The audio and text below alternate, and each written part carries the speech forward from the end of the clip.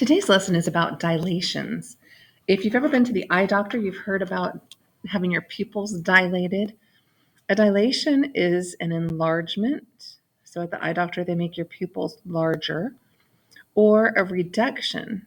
Dilation can also refer to making something smaller. So if we take this figure over here, draw the image after a dilation with a center at the origin and a scale factor of 1/3. The scale factor is called K. But the 1/3 is what we want to point out. So we notice in this picture, it is sideways. So I'm going to turn it. Here's my x-axis. Here's my y-axis. So I'm going to label my points. I've got 0, 0. I've got 3, 3. And I've got 6, 0. And this is 3, -9. So the question says to dilate with a scale factor of 1/3. All I have to do is multiply every single coordinate times 1/3. And since 1/3 is a fraction smaller than 1, we're going to get a reduction. We're going to get the same shape, but it's going to be smaller. So obviously 0, 0 times 1/3 just stays 0, 0. 3, 3 times 1/3 becomes 1, 1. 1, 1. 6, 0 times 1/3 becomes 2, 0. 3, -9 times 1/3. And remember, 1/3 is just, you can multiply by 1/3 or you can divide by 3. Either way.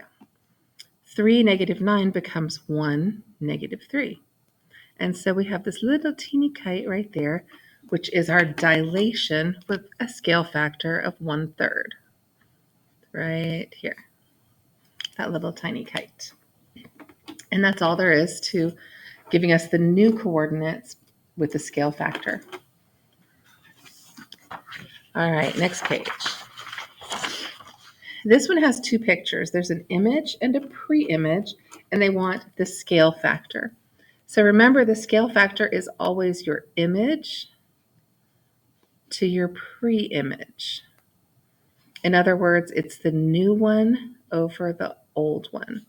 So if you notice, the pre-image is the little one. So my scale factor is going to be a number bigger than 1 because I had to go from a smaller to a larger. So let's see how we can count that. I'm just going to pick a side. Say this left side goes up 2, and the left side of the other shape goes up 4.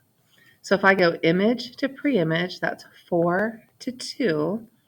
I get a scale factor of 2, which makes sense because I took my small shape, multiplied by 2, and got the bigger shape.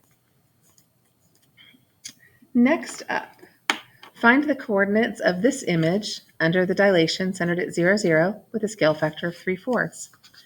All you do is multiply each coordinate times 3/4. -4 times 3/4 would give me -3. 2 times 3/4, you might want to grab your calculator, gives you 1.5. So r prime, the new coordinate, is -3, 1.5. All there is to it. Next up, we're going to take a couple of shapes that are, one's a dilation of the other. We're going to use the scale factor to solve for x. So I'm going to find the scale factor based on the sides that I know. I know AB is 6. I know DE is 18. So I could say my scale factor, 6 to 18, is 1/3. So I'm just going to use a proportion to solve for the missing part. So the 6, the smaller one, went with the x, and the 4x minus 4 went with the larger one. And now I use my cross products to solve for x. 3 times x, 1 times 4x minus 4. And let's see, I'm going to subtract 3x. This one always throws somebody off. And then I'm going to add 4 to the other side. So I do end up with x equals 4. You don't want to just subtract 3x and leave nothing over here. You'd have to put a 0. So go ahead and add the 4. So x is 4. We could check that out. That's 4, and this is 12. So is 6 to 18 the same as 4 to 12? Yes, it is. All right, same thing on this one. This one's slightly different. Notice they say triangle VYZ. So that's this triangle up here.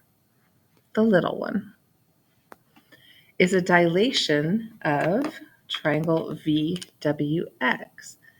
That's this big triangle.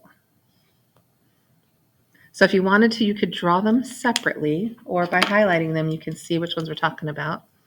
The orange one, the left side is 5. And then when I look at the yellow one, what is this left side? The whole thing is 13. So if we're going to compare the orange triangle to the yellow triangle, you want that whole side.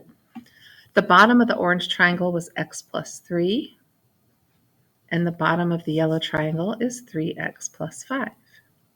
So we just have to make sure we set up our proportion comparing the left side to the bottom and the left side to the bottom. The 13 is the important part there. And now we just cross multiply. 15x plus 25 equals 13x plus 39.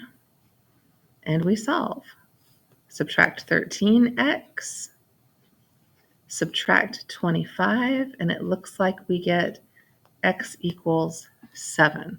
Well, let's double check. Plug 7 in. 7 plus 3 is 10. Plug 7 in. 21 plus 5 is 26. So 5 to 10 is the same as 13 to 26. And we've used our dilations to set up a proportion and solve for the missing pieces.